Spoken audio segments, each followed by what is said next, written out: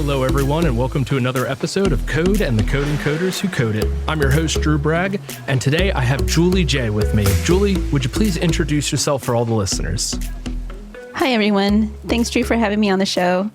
I am a software engineer at Codecademy, and I co-host Ruby for All with Andrew Mason, and that's all I do. I mean, that is a fair amount all on its own. There was a time where I could only handle having a full-time job, and my podcast does not release as often as yours. So do not sell yourself short. Your podcast is awesome. I've been really enjoying it, and we're going to get into that for sure. For those of you who are new to the show, the way this is going to work is I'm going to ask Julie 3 questions. I'm going to ask her what she's working on. And that really can be work-related, side project-related, or in this case, podcast-related. I'm going to ask her what kind of blockers she has, and if she doesn't have a current blocker, what's her most recent blocker, and how does she get around it? And then we're going to wrap up the show by giving Julie an opportunity to share something cool, new, or interesting that she's recently found, discovered, or even built herself. And it doesn't have to be coding related, but of course it can be. So with all that out of the way, Julie, what are you working on? So I have a work thing and also a side project thing that both started about a couple of months ago. I'm working on something that has been such a struggle for me at work, and what it is like, I have Notion to take some notes. I have my Google Calendar, so I know what meetings I have for today. I have another Notion document where I write down like what tasks I need to do, and I always forget to put tasks in it, and then I always forget to go back and look at what tasks I need to do. So then I rely on my head to remember what I need to do. Questions and stuff like that are also embedded in there somewhere. I pair a lot at work, and so I meet people every week or every 2 weeks, and I have a lot throughout the week. But every time I meet somebody, I always forget what I talked to them about last time. And I've tried using Notion, like having each person a dedicated page, but then it was really hard to navigate to. And I was like, I need something where all of that stuff is on one page, and I just need to focus on what I need to do for that day. Another thing was stand-ups. We don't do synchronous stand-ups. We do daily asynchronous stand-ups. So there's this template that we use where it's like, how are you doing today? What did you do since yesterday? What are you going to work on today? And what are your blockers? And I noticed, because I always forgot what I did the previous day, I would create a Notion template to do my stand-ups for me, and then I repopulate the next day. And anyway, that's to say there's so many different pages that I'm going around and trying to figure out, what do I want to focus on today? And so I decided to build something where I can have all of those things all on one page. And I call it a Today app. And on the very top, it has today's date. And the next line, I pulled an affirmations API to grab an affirmation to make myself feel better. And then I basically have one section for my questions that I have during, and a task thing that I can know what tasks I'm going to pull up, and my stand-up, like that template that I was just explaining. And then on the left side is all of my meetings for just today. And I added like a note section thing so I can pull what we talked about the last time we had a meeting. And so I can refer to that and be like, oh yeah, we talked about XYZ. I can also like refer back to all of the notes that I've ever taken. So if I remember, like, I remember I talked to you about something, I can go to that page and search for it. That is awesome, the idea of having all of that on one screen. And I really like the idea of having notes from the last time you spoke to someone or had a meeting with them, because I am also very forgetful of what did we talk about last time. Some days I'll churn how many people I pair with. So it's like I pair with someone and then I jump and I almost do the same pairing session with the next thing. Like if I just had to architect something for the team and I'm like going through with individuals how to use it or how to implement it or whatever, like I might pair with 5 or 6 people in a row on the same thing. And then we revisit it a week later. And I'm like, I don't remember, was it you that I spoke to about X or did we go through this? So I like that idea. Is that just a custom app that you built, or is that like a Notion page that you made? Yeah, this is a Rails/ERB views app that I created using Postgres. Awesome. So does it pull in all of your notes from Notion, or are you using this as like your note-taking app now too? I actually do not have a note-taking section. I don't take very good notes anyways, so I just said to heck with it. Maybe there could be a note section thing, but no, it doesn't pull from anywhere right now. Part of the reason why I'm starting this is I had such a hard time remembering what I did the past 6 months for performance reviews. And having something all in a centralized location like this was going to be easier for me to try to write things down. One thing I forgot to mention is I do also have a hype section. These are all the things that I did. Give me a description of it. What did I learn? Yeah.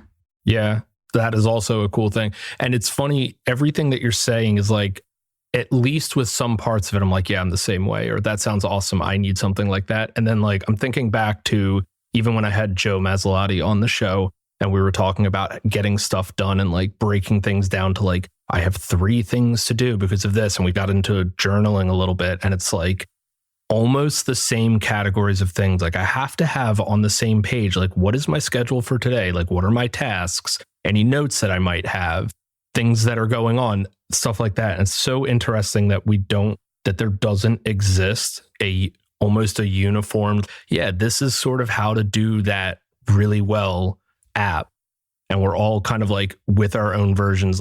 Joe's just got a book. One of the guys I work with has a special journal. I think he calls it the 5-minute journal. I actually have a physical journal. You're making an app for it. I don't know who it was that I was talking to, but they're like, yeah, I want to build an app that'll like populate my stuff this way so that I can see it all on one page. I'm like, we all have the same problem and we're all solving it in different ways. Maybe there's something here that we need to create a better version of, but that's cool. How long have you been working on that project? You said about a month?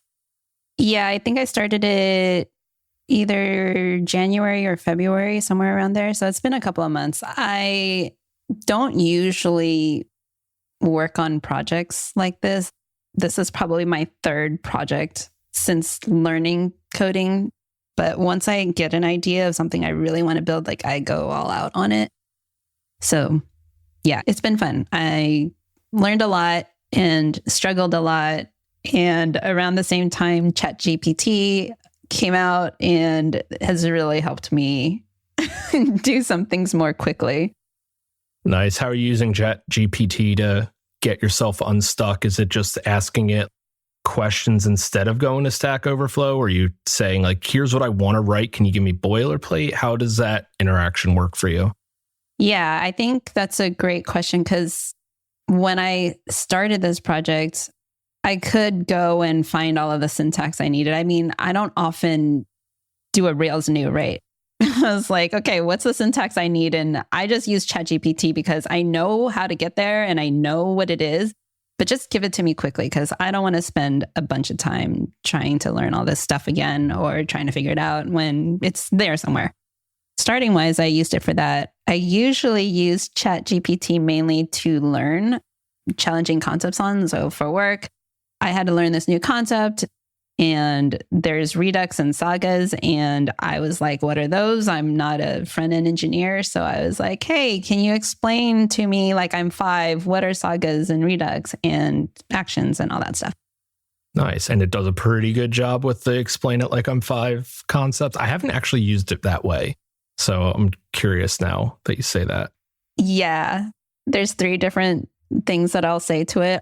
The first one will be like, explain it to me like I'm 5, and I'll give like a metaphor, oftentimes referring it to like a toy box or some sort of children thing. And then the second time I'll ask it, I'll just like explain it to me simply. And then the third time I'll just ask it to explain it regularly. And it helps to kind of go through that process. Give it to me in the most simplest form and then go the other way and try to make sure it's not leaving anything out. Because I do feel like sometimes when it does the explain it like I'm 5, it can't be exact with its metaphor. So I don't want to miss out or lose anything with that. That's cool. I like that strategy of explain it like I'm 5, like idiot proof it for me. And then, okay, now just add some layers, but not too many. Explain it more simply. So less layers, but still more than the 5. And then just explain it to me and see. I wonder if you should add a 4th prompt where it's now summarize the last 3 things you gave me. Right. And I wonder if that would put all of it together. But that is... I should, huh? Yeah, I wonder how that would work. I tinkered with it when it first came out, and I've run some things through it just for fun, but I'm definitely not using it the way that some folks are, or even how you are. And it's interesting how clever some people have gotten with it on how to use it to either speed up work or get themselves unstuck. And it's a interesting and slightly scary tool, but we'll see how it goes. I know what you mean. It's capable of so much, and I'm just touching the little section of it. One thing I do really like using it for is to quiz me or test me, because I feel like it's kind of like a guided testing thing, right? First, I'll be like, okay, ask me, but do multiple choice. Now ask me, but have me fill in the blank. Then it gets harder and harder because it can just be like, what's Redux? I can't spit that out. I have to like kind of have it guided for me. Interesting. That's a nice use for it. You can ask it to quiz you on a topic and then even ask it to give you the quiz in a certain format. That is not something that I thought to do with it, but I feel like I could use that for some things, because there's every once in a while I'm like, I need to come up with like a quiz system to like learn this better, because that is a good way for my brain to learn, is to have to regurgitate it back.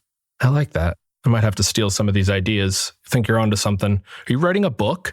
Andrew knows way more than I do. Maybe he'll share sometime. In shocking fashion, Andrew has gone down the AI rabbit hole, or just rabbit hole. You could leave the AI part off and it would not be shocking to anyone that Andrew went down a rabbit hole. And that's why we love him. So what do you work with at work right now? I do still work in Rails, but this performance review time, I told my manager I wanted to focus a little bit more on front end because I didn't want to feel blocked. So my team, there's a lot of front end work and there's not quite as much back end work. And I don't want to solely be a front end developer, but I do feel like there's value in learning the full stack, and learning the front end will also help me be a better back end engineer. So I'm doing some React, TypeScript, and some React Native. Oh boy, it's a lot of React. It is a lot of React. Not for me. I've done React and I'm just like, nah, I don't miss it. I don't miss it at all. I agree with you that it's definitely a good thing to learn the full stack, even if you're not necessarily ever going to be or have a role available to you for full stack. If I'm a back-end developer, knowing what goes on the front end is good, and vice versa for front-end engineers. And is that predominantly how Code Academy is set up, where it's you have front-end engineers and back-end engineers and there's very little overlap? Or is it you have all three for the most part? I think it's hard to say because there's just so much front-end things that we're working on. And there might be a couple of full stack, but because there's so much front-end, they usually handle all of the front-end, and then whatever is back-end I usually take. I think in general, there's a mix of front-end, full stack, and back-end. I wanted to ask you, because you said that you don't miss React. Are you using something else for front end? So right now at work, we pretty much just do your standard ERB templates, and we have a little bit of stimulus for JavaScript sprinkles. We have Vue components to kind of do a little bit better organization than we would get with partials, and to encapsulate those front end bits in something a little more object oriented. And I just finished upgrading us to 6.1. So my new project, because I'm taking a break from the upgrades for a little bit, my current new project is getting us onto using Turbo, and Hotwire will be kind of how we do our front end. So any kind of interactivity and reactivity will predominantly be handled with Turbo. And then we'll have the JavaScript sprinkles with Stimulus, but everything else is pretty much static HTML. We don't really have an app that requires a ton of user interactivity. There's one or two places where you could make a case for needing something as heavy as React, but for the most part, our app is not needing something to that level. So the team doesn't really want to go down that route. Okay, that's really cool. So what did you just upgrade from? You said you just went to 6.1. What were you before? So when I first got there, and this was about 2 years ago, we were on 4.1. So we were pretty outdated. Yeah. When I first got there, I had my normal onboarding stuff to do and then some regular projects. And I was sort of like, hey, is anyone going to get us onto at least the 5 series? Because there's some cool stuff in Rails that I really want to use. And they were like, yeah, we don't really have anyone that can do the upgrade. I was like, well, I've done some. Like, I've never gone from 4 to 5, but I've done 5.0 to 5.1 and 5.1 to 5.2 and 5.2 to 6. I would be happy to do it in my, I call it spare time, but not as my main project. I would just work on it when I'm waiting for PR reviews or whatever. So that's how I got us from 4.1 to 4.2 and then 4.2 to 5.0. And then after that, they were kind of like, hey, do you want to like get us more modern as sort of like your main role? And so that's what I did from 5.0 to 5.1 to 5.2 to 6.0 and now to 6.1 was pretty much like, aside from a little tangent when I led the project to bring in Vue components, I have been basically working on upgrading our Ruby and our Rails versions. So up until a few days ago, because it's April 10th and up until March 31st, 2.7 was supported. We were on supported Ruby and Rails because we're on currently 6.1 and Ruby 2.7. So that was exciting because we hadn't been there for a while. But I'm taking a short break from doing the upgrade stuff so that I can help us kind of start using Turbo. We did a lot of upgrade, just get onto the version and not really lean on everything that Rails does for us. So there's some monkey patches I want to get rid of and some code cleanup we can do. Someone else on my team has just started migrating us off of Paperclip onto active storage.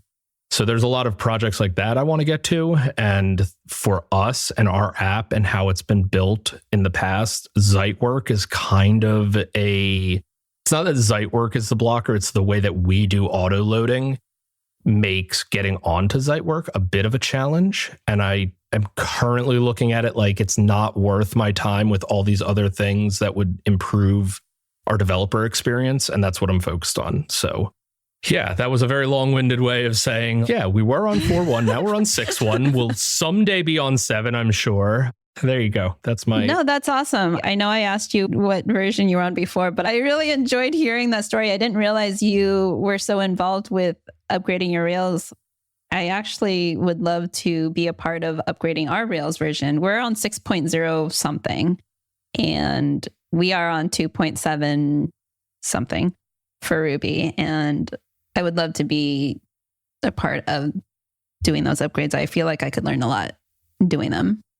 Yeah, this was the biggest app I've upgraded. All the upgrades I've done in the past have either been, hey, I had a mini project running on the side, or I was brought into a small to medium sized app from a client for my last role.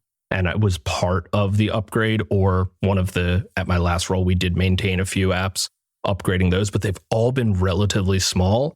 This was definitely the largest one. And it luckily did get progressively easier. I feel like both Rails upgrades got a little bit easier. And also I learned through trial and error and reading things like the Fast Ruby blog and whatnot on dual booting and things like that. I learned a lot about making the upgrades a lot easier to do. It's a fun type of adventure, but it does get a bit exhausting. My least favorite thing is when I go to my QA guy and I'm like, hey, I need you to test these like 3 things that I just released. And he's like, cool, what's the acceptance criteria? I'm like, nothing breaks. Like everything still functions the same. It kind of got annoying. That's why I'm sort of excited to get back to more feature style development where I'm like, yeah, I built that thing. I just haven't done that in a few years. So it'll be nice to feel that level of accomplishment, because I'm the same way where I have trouble keeping track of the things that I've done. So when it comes to like performance review time, I'm like, I don't know what I did. And my boss is actually really good at keeping track of it. So she's like, here's everything that you did. And here's why you're a valued member of the team. And I'm over here like, I haven't shipped anything. She's like, you've merged like 300 PRs. What are you talking about? Wow.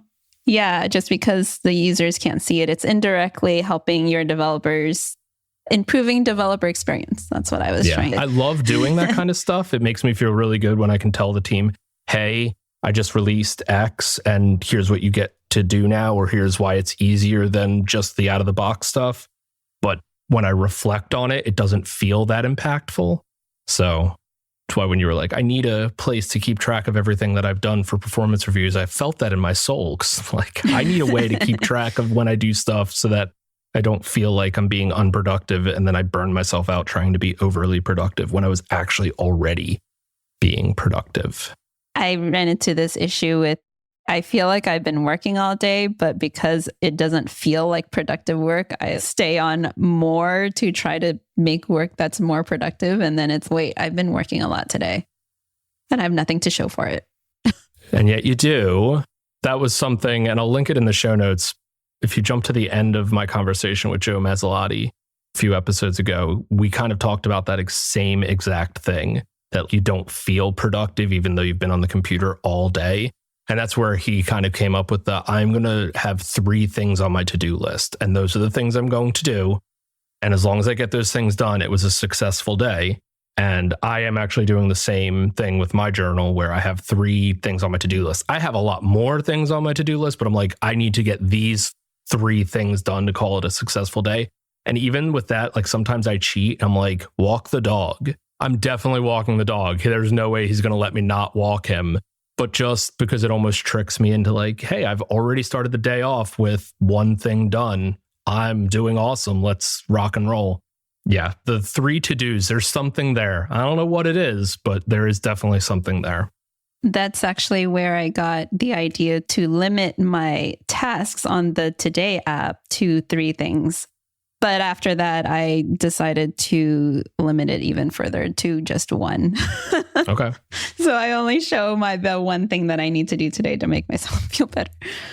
I think that there's actually a lot of value in limiting your to-do list, because I do feel really overwhelmed when I see, oh, cool, here's my to-do list or my backlog of issues, and it's 100 things versus, hey, I've got 3 things on my to-do list that I need to get done, or like, this is what needs to happen today. Everything else is just a bonus, but if I get this done, I have accomplished something today.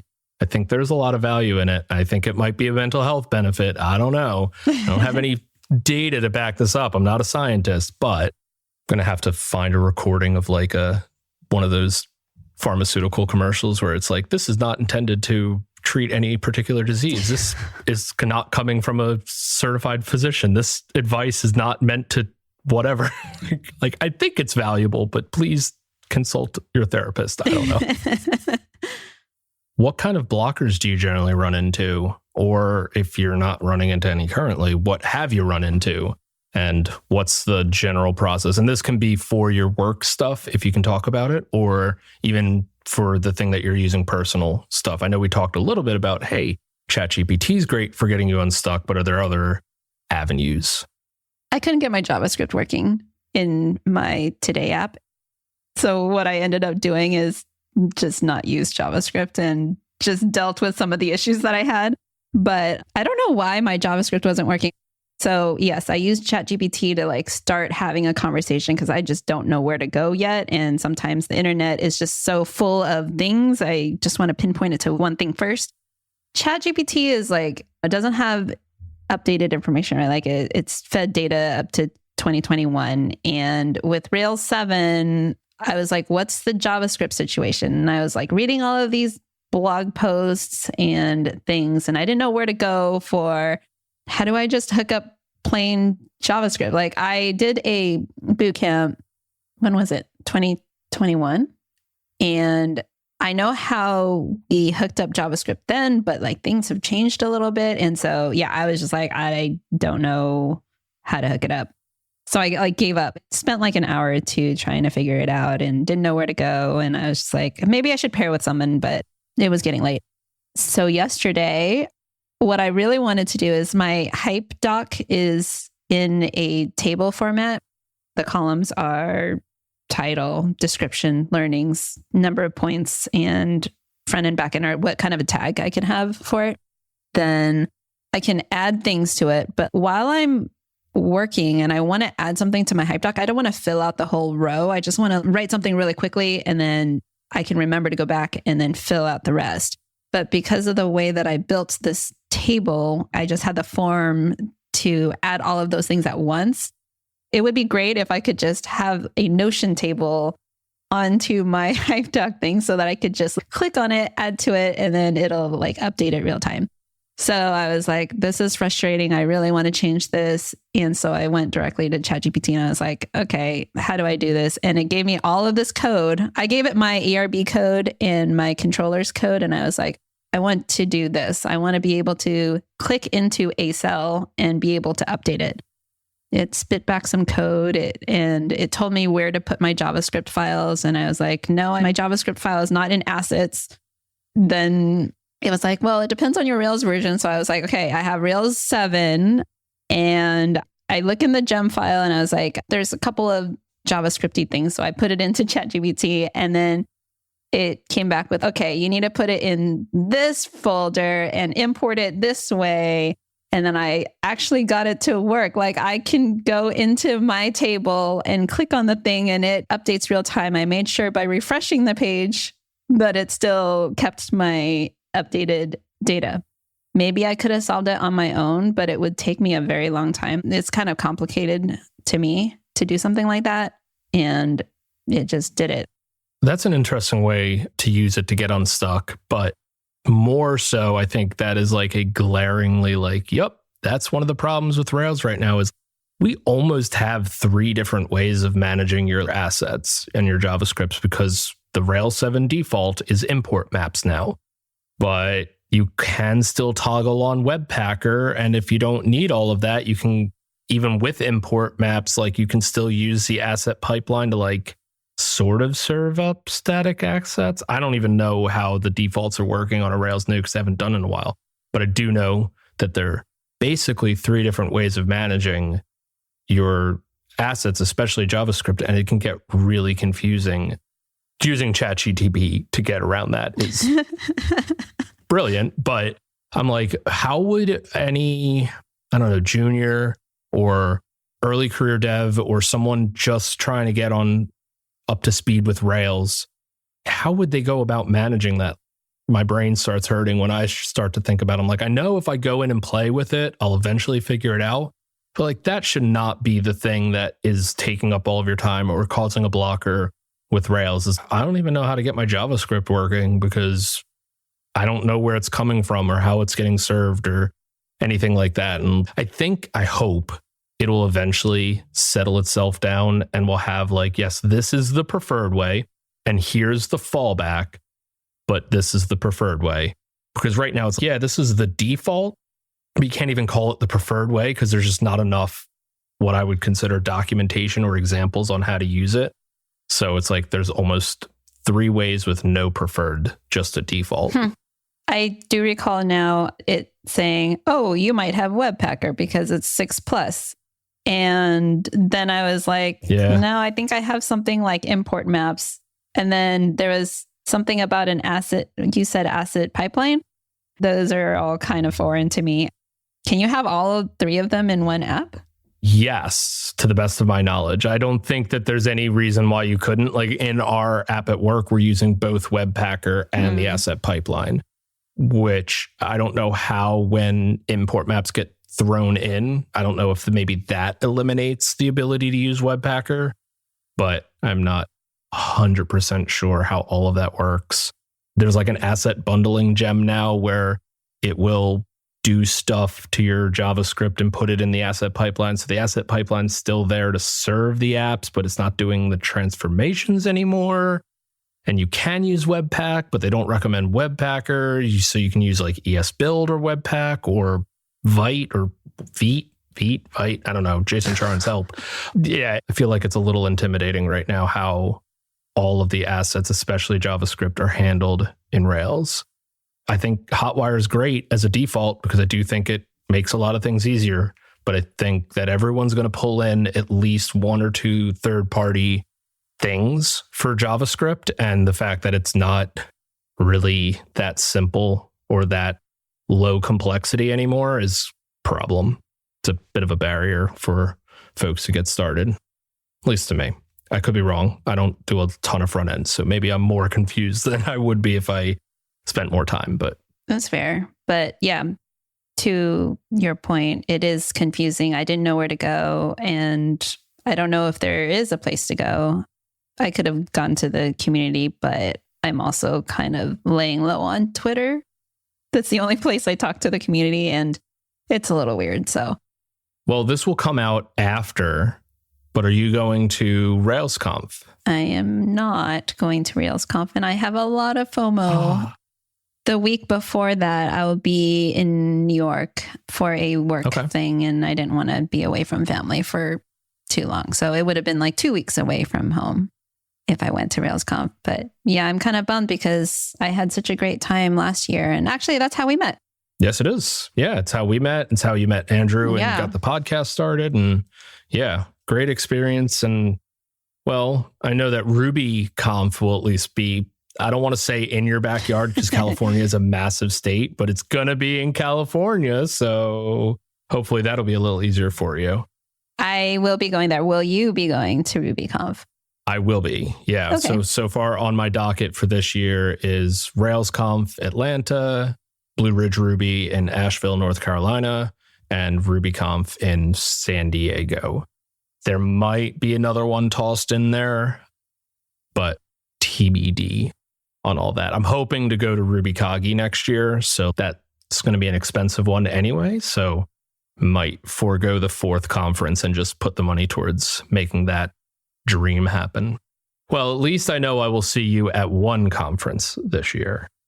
That question stemmed from, I wonder how many talks are going to be about managing assets in Rails, because that's like the sort of current confusing bit. So I'm hoping maybe they're going to have a couple of good talks on distilling all of the fractured ways of doing it into a easy to use cheat sheet style talk of, yeah, here's how to do this, the overlaps and when you would choose one or the other and things like that.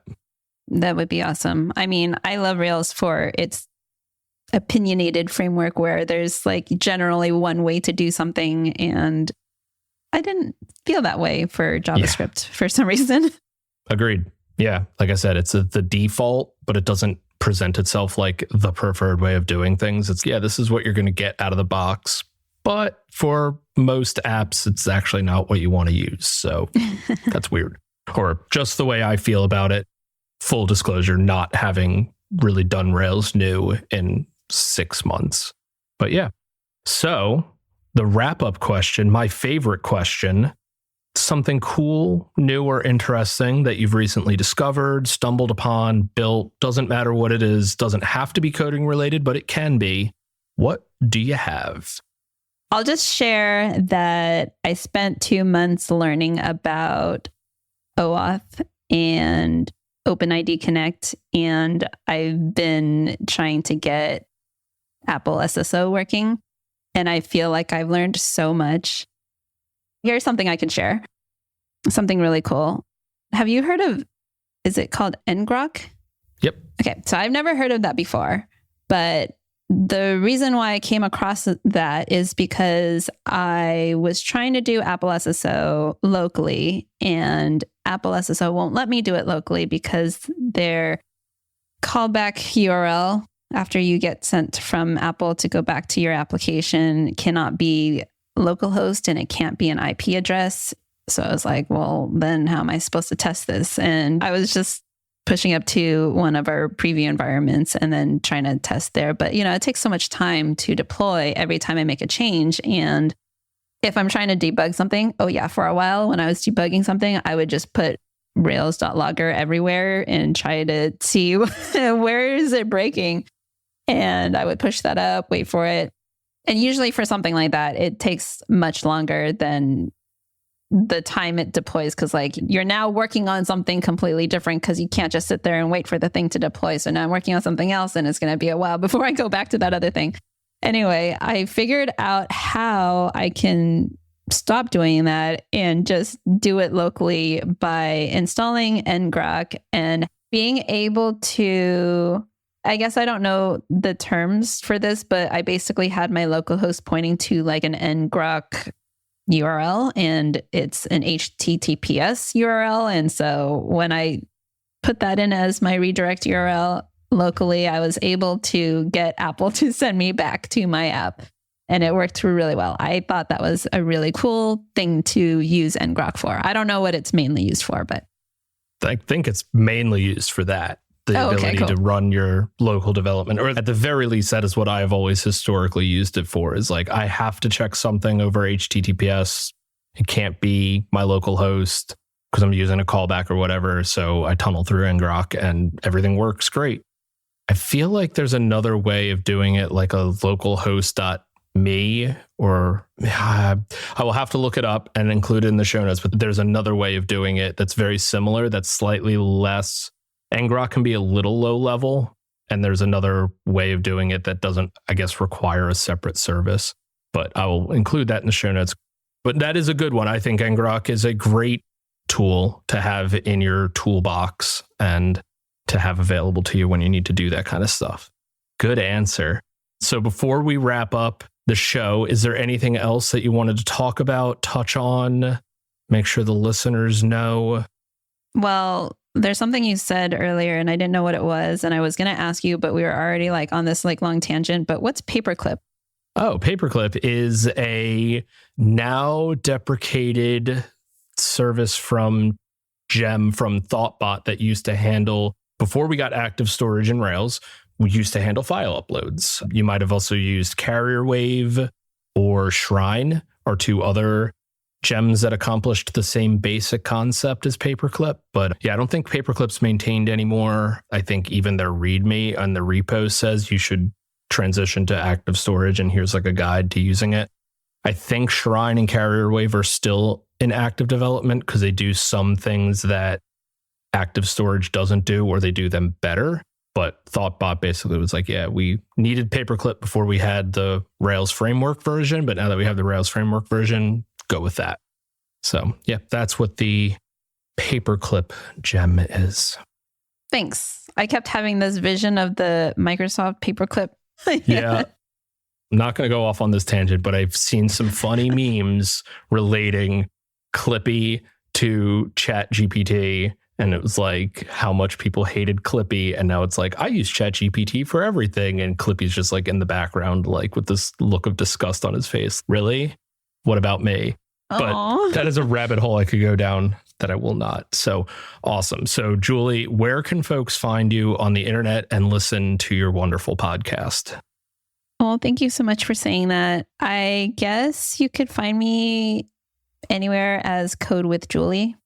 I am sometimes on Twitter. I haven't left it, but I'm kind of around.